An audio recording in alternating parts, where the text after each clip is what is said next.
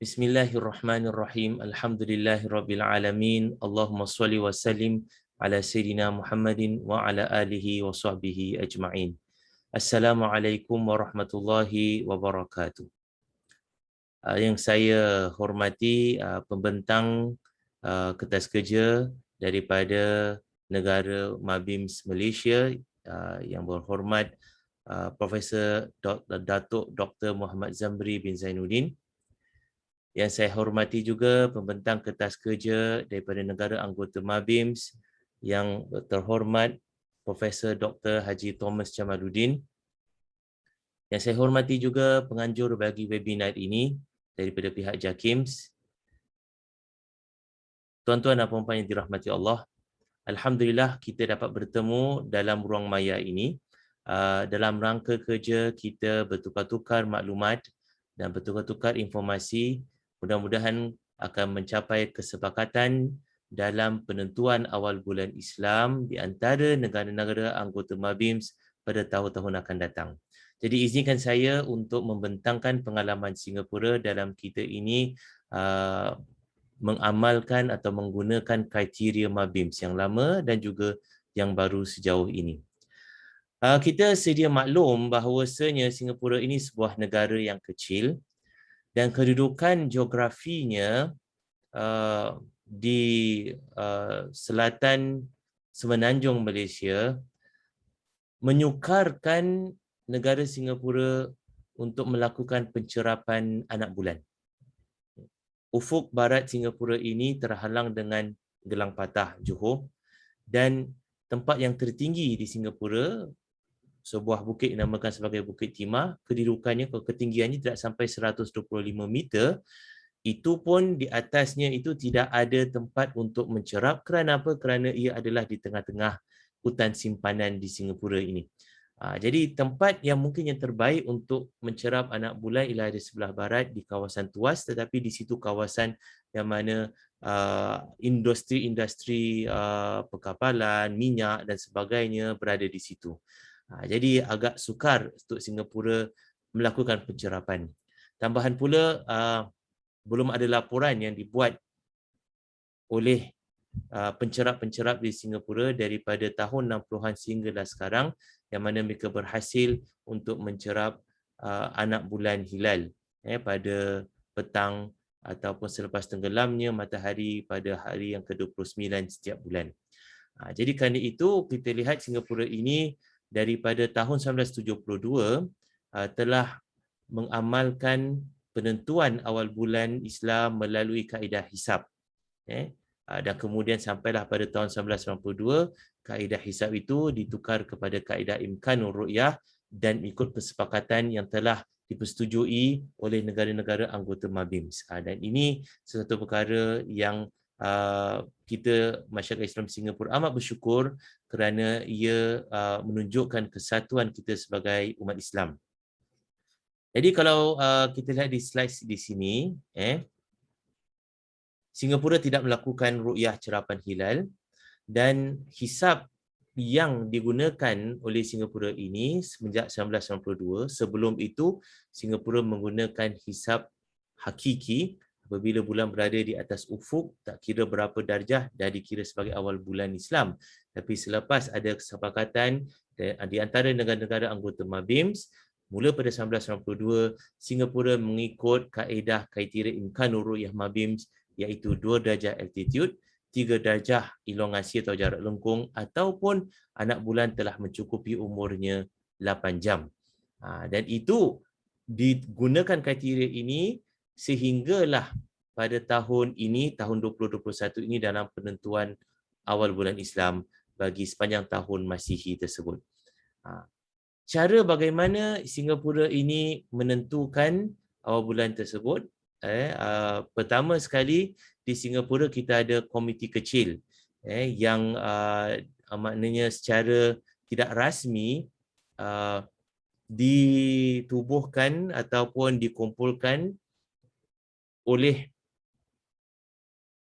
Pejabat Mufti Singapura, Office of Mufti Singapura, dan komiti kecil ini akan menyarankan, setelah membuat perkiraan dan sebagainya, menyarankan kepada Mufti negara Singapura tarikh-tarikh bagi awal tahun baru Islam atau tarikh-tarikh bagi takwim Islam pada tahun Masihi yang berikutnya. Dan ini biasanya dilakukan sebelum ataupun pada suku yang pertama ataupun suku yang kedua setiap tahun. Kemudian apabila mufti terima saranan daripada komiti ini dan mufti tidak ada bangkangan, maka mufti simak dan mufti rasmikan.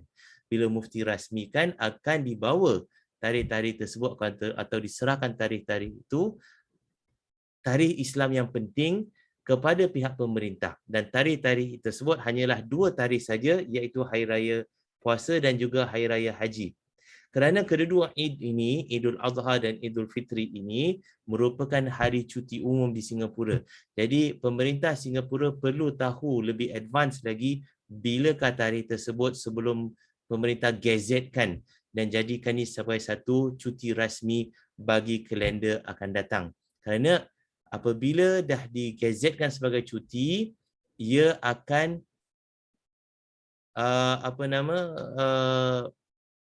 menentukan waktu-waktu ataupun ekonomi negara dan juga dari sudut pihak sosial negara dan persekolahan dan sebagainya. Jadi orang perlukan perancangan lebih awal. Jadi pemerintah Singapura bila dah kumpulkan tarikh-tarikh cuti ini daripada keempat-empat agama besar di Singapura, iaitu agama Islam, kemudian agama Kristian, bilakah Christmas, itu tak ada perubahan lah. Agama Hindu, bilakah Deepavali, kerana bergantung kepada takwim lunisolar, dan juga Good Friday, bila akan berlaku Good Friday tersebut. Kerana itu bergantung kepada perkiraan tertentu oleh pihak gereja. Jadi tarikh itu dikumpulkan dan kemudian digazetkan, dijadikan cuti. Kerana itu pemerintah perlukan tarikh-tarikh yang penting ini daripada pihak Majlis Ugama Islam Singapura, terutamanya mufti, untuk serahkan kepada pemerintah pada suku yang ketiga setiap tahun. Kemudian pemerintah akan jadikan dia sebagai satu tarikh-tarikh rasmi cuti pada suku yang keempat setiap tahun dan kemudian digazetkan dan dimaklumkan kepada semua.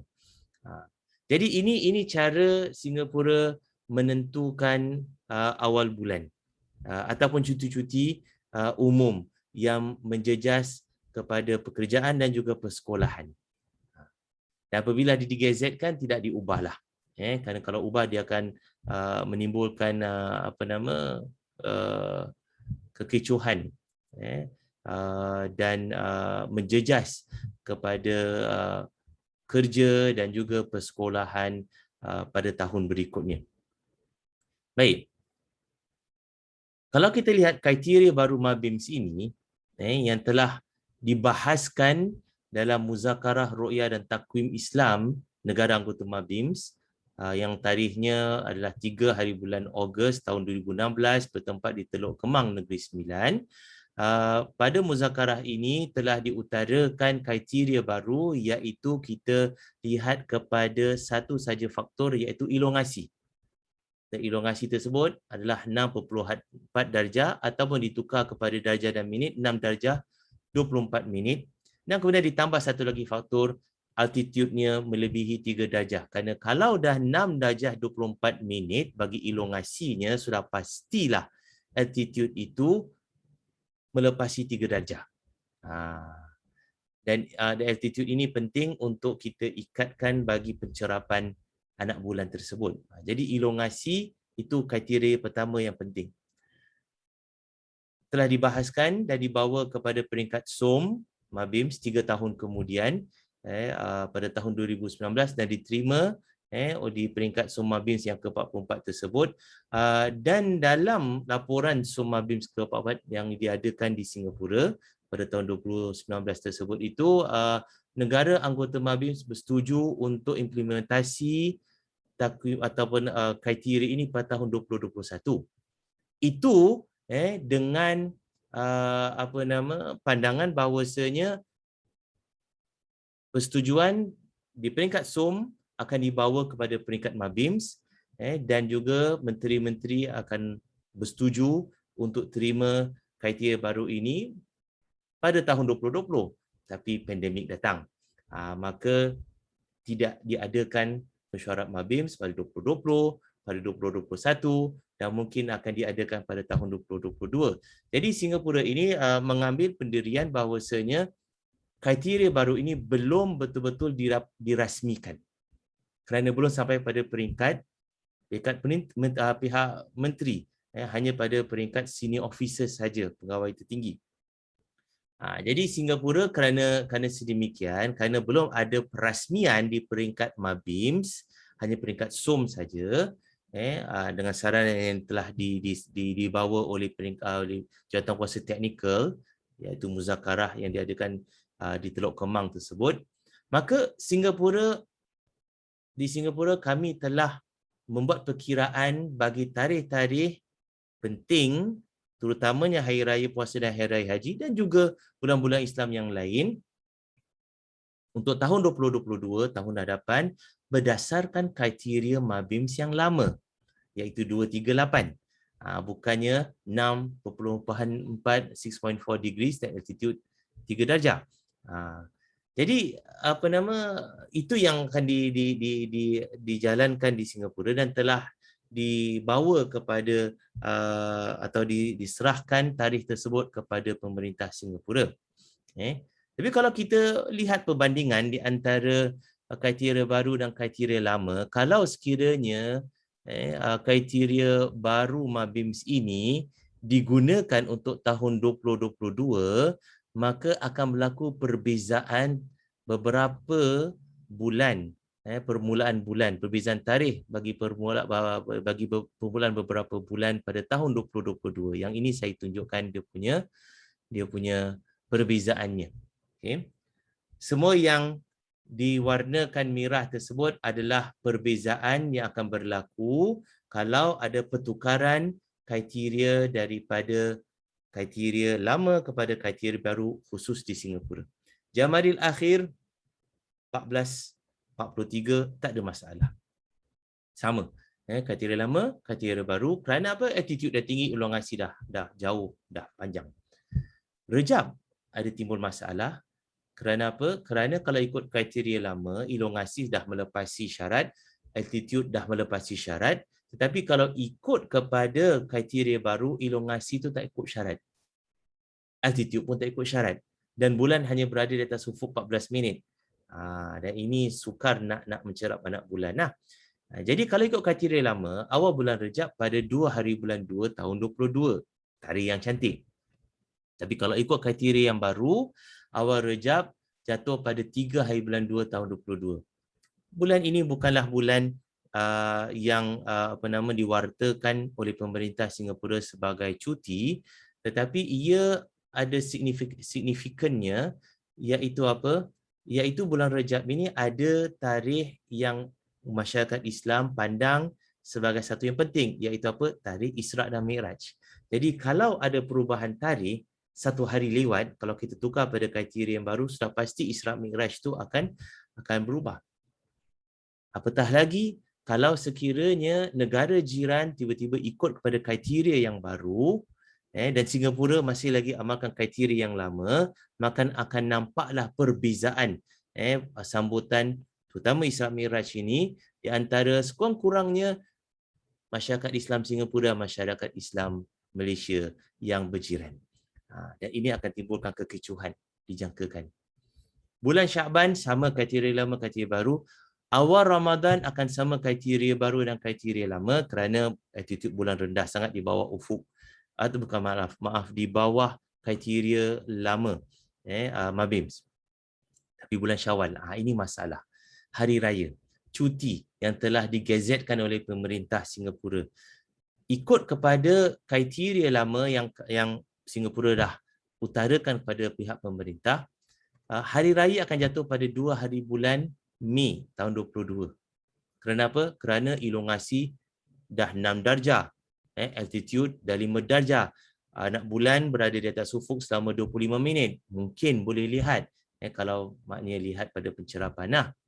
Tapi kalau ikut kepada kriteria baru, 6 darjah 3 minit ini di bawah had minimum kriteria baru iaitu 6 darjah 24 minit.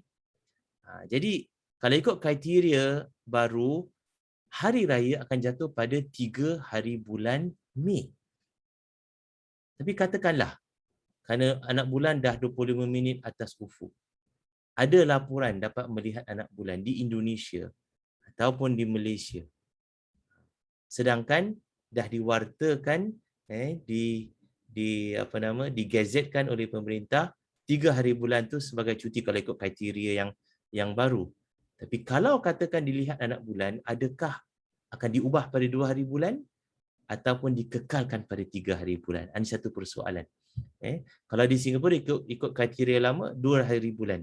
Tapi akan menjadi masalah di sini, masalah yang sangat besar, kalau Singapura tetap dengan 2 hari bulan Mei, hari raya dan tu hari cuti, tetapi Malaysia, sebagai contoh, kalau Malaysia tukar atau ikut kriteria yang baru dan menetapkan hari raya pada 3 hari bulan Mei tahun 22, maka pada 30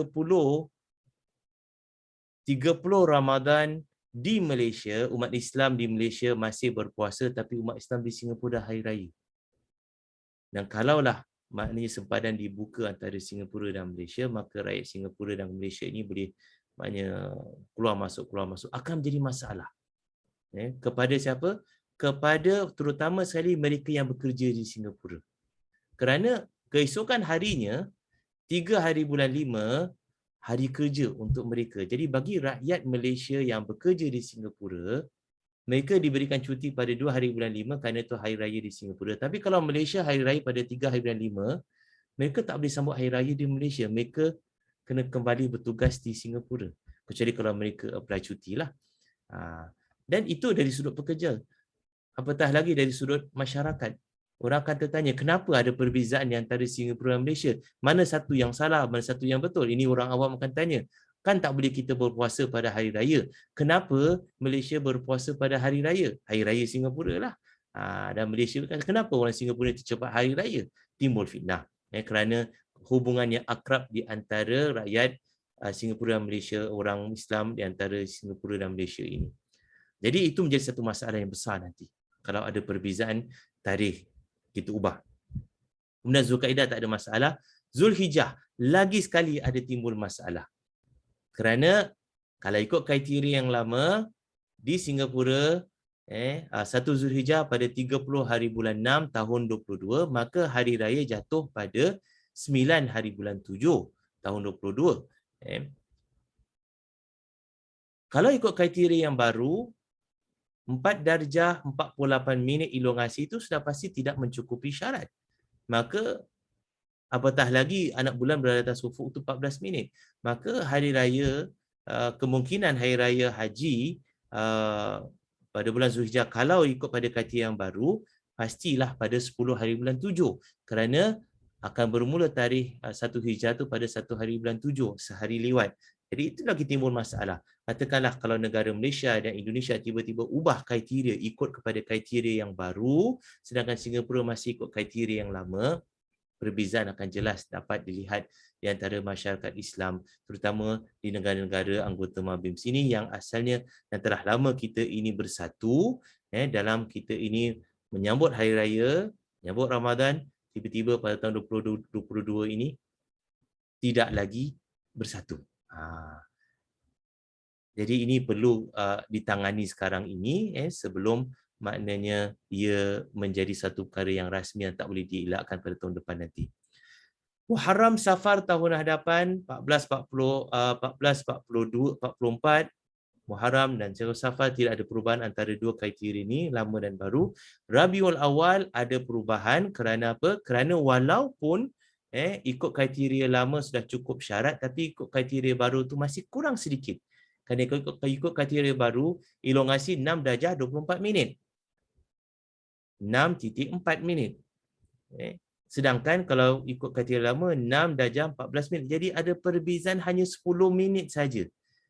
Tapi 10 minit itu yang akan membezakan awal bulan Rabiul Awal. Kata tak ada masalah sangatlah sebab ni bukan bulan penting, bukan seperti Syawal, Zulhijjah atau awal Muharram.